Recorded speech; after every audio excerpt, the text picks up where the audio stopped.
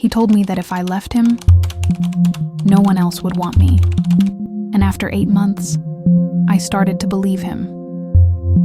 Welcome to Shadow Love, where stories of toxic relationships are told in the darkness, so you can see the light.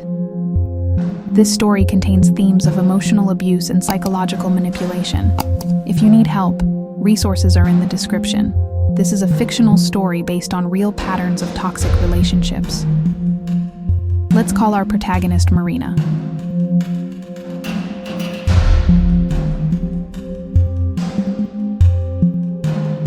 "31 years old, literature teacher, lover of coffee on Sunday mornings, and long conversations with friends. An ordinary life, a happy life.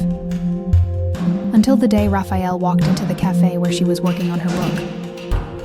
He wasn't the type of man Marina usually noticed. Too confident, too intense, too perfect. And that should have been the first red flag. You have a different way of seeing the world," Raphael said on their first date. "Most people are so superficial, but you're deep." Marina smiled. No one had ever said that to her that way. No one had ever really seen her. The next morning, a message. "Still thinking about our conversation. You're incredible. At 10 in the morning. Hope your day is going as well as you made mine yesterday. At noon. Having lunch alone and wishing you were here. At 3 in the afternoon. I know I'm sending too many messages, but I can't stop thinking about you." Marina felt special, wanted, like the protagonist of those romance novels she read. Raphael seemed obsessed with her in a way that was both exciting and overwhelming. But she ignored that little discomfort in her stomach. Because this was love, wasn't it? Attention, care, genuine interest. Or was it surveillance disguised as romance? 3 weeks after they started dating, Marina was having coffee with her best friend, Juliana. They were laughing, catching up on the last few months, Raphael's first call.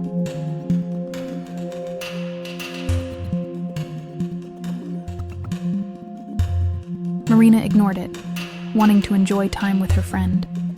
Second call, third, fourth. "Aren't you going to answer?" Juliana asked, raising an eyebrow. Marina answered on the 5th call. "Where are you? Why aren't you answering? Are you okay? I'm worried. You didn't tell me you were going out. Who are you with?" "I'm with Ju, honey. Just having coffee." "Juliana? The one who's always trying to get you to go out and drink. Marina, you know how I worry."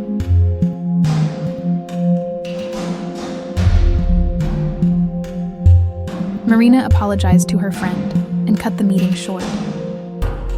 That night, Raphael showed up at her place with flowers. "I'm sorry for worrying too much," he said with teary eyes.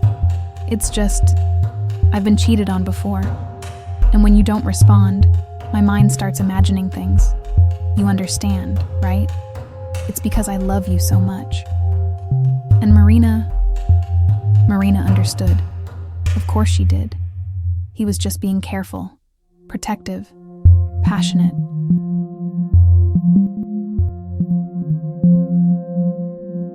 She was learning the first rule of a toxic relationship, justifying the unacceptable. 2 months passed like water slipping through fingers. Marina didn't notice when she stopped going to the movies with Juliana, or when she canceled the book club she'd been attending for 3 years, or when she started checking her phone obsessively, afraid of missing a message from Raphael. She didn't notice when she stopped wearing that red dress she loved. "It's too flashy," Raphael had commented casually.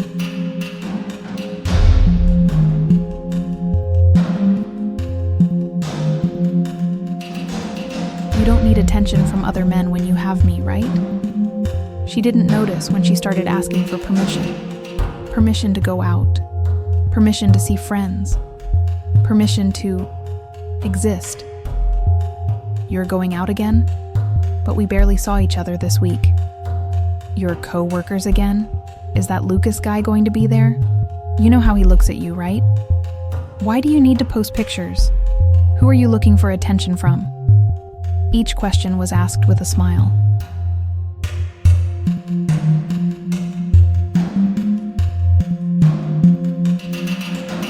With a calm tone of voice, with a kiss on the forehead. And somehow, that made it all worse. Because Marina couldn't name what she was feeling. There was no yelling, no violence. Raphael never raised a hand to her, but he didn't need to, because he was slowly erasing who she was, one choice at a time. It was a Friday night, 6 months into the relationship. Marina had gathered the courage to say she wanted to spend the weekend visiting her sister in another city, alone.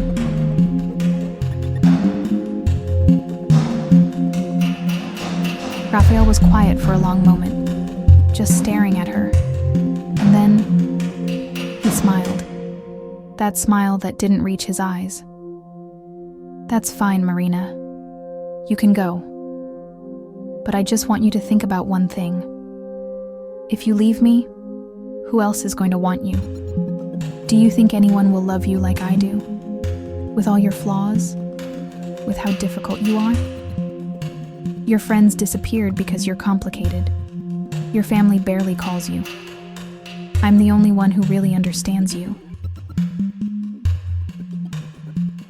The only one who puts up with you. So yes, go. But think carefully about what you might be losing. Marina didn't visit her sister that weekend, and it was at that moment she realized she was no longer making decisions.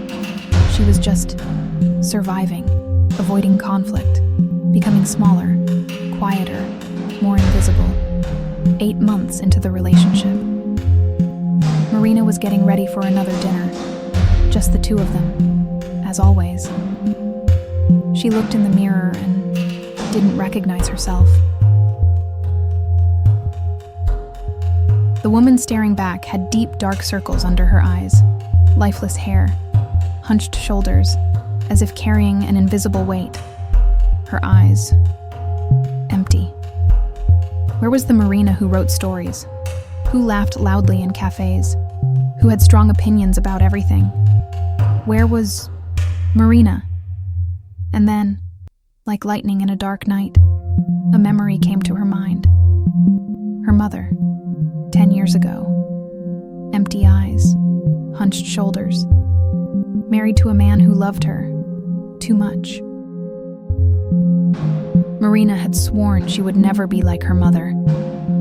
And there she was, looking at the reflection of everything she promised never to become. Her hands trembled as she picked up the phone. The phone she hadn't used to call friends in months. The phone that was just an electronic chain connecting her to Raphael. Juliana arrived in 20 minutes. She didn't ask questions. She just held Marina's hand as the tears finally fell.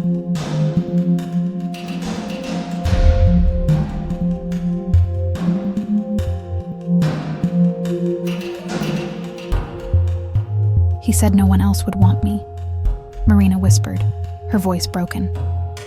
And I believed him. How could I believe him? Juliana squeezed her hand tighter. Because he spent months convincing you of that, isolating you, making you doubt yourself. This isn't love, Marina. This is prison. But he never hit me. He just worries too much. Marina, Juliana interrupted, her voice firm but gentle. You're describing abuse, emotional abuse, psychological manipulation. And it's just as real and destructive as any physical violence. The words hung in the air like truths Marina had always known but was afraid to name. Breaking up with Raphael was the hardest thing Marina had ever done. Not because of love, but because of fear.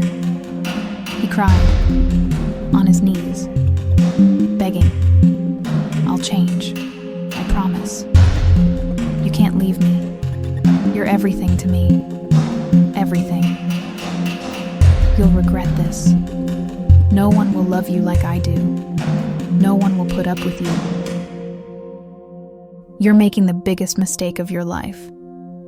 And for a moment, just a moment, Marina almost believed him. Because after 8 months of hearing that she was difficult, complicated, lucky to be loved, part of her still believed it.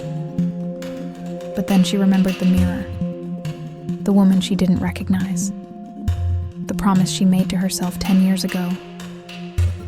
"Raphael," she said, with a voice she hadn't heard in months, her own voice.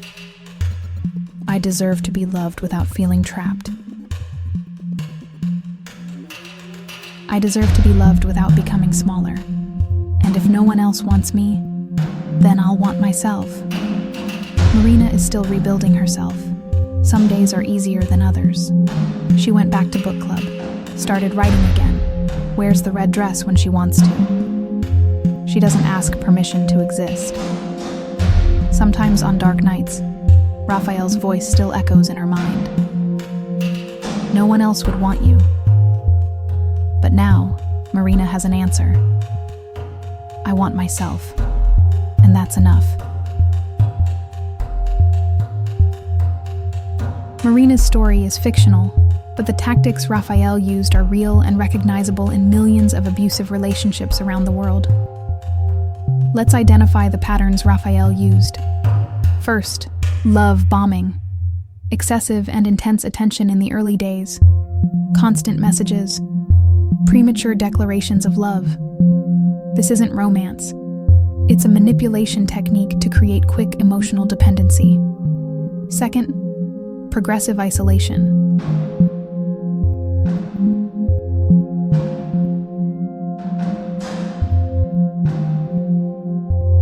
Raphael slowly distanced Marina from friends, family, and activities she loved. He did this through concern and jealousy, making it seem like love when it was actually control.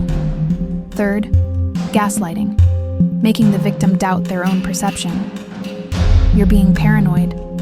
I'm just worried. You're too sensitive." This destroys a person's trust in their own instincts. Fourth, demolishing self-esteem. "No one else would want you. You're difficult. You're lucky to have me."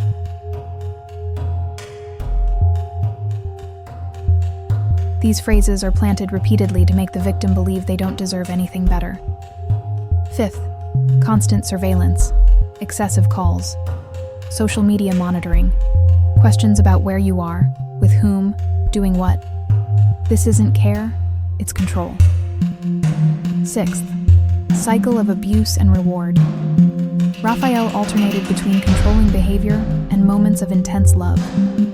This creates emotional confusion and keeps the victim trapped, always waiting for the good side to return.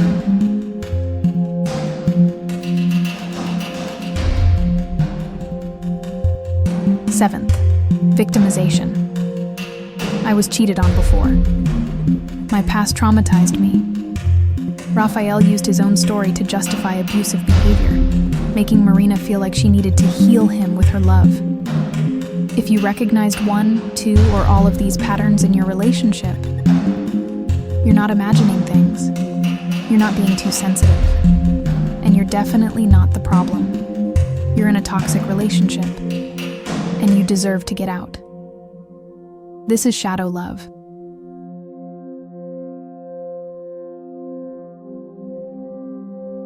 A place where stories like Marina's are told so other people can see the signs she missed. If you're experiencing something similar, please know you're not alone, and help is available. In the description of this video, you'll find emergency numbers, support resources, and an anonymous form where you can share your own story. Your story could save someone else. It could be the light in someone's darkness. Always remember, real love sets you free. Real love makes you grow.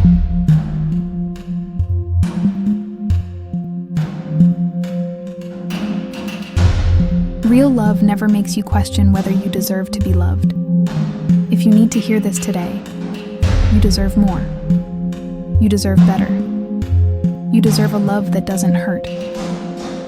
Thank you for watching. Subscribe to the channel, turn on notifications, and share this with someone who needs to hear this message. And if you're going through this right now, please seek help. You are stronger, more valuable, and more worthy of love than any abuser has ever made you believe. Next week, we'll be back with another story. Until then, take care of yourself. You matter.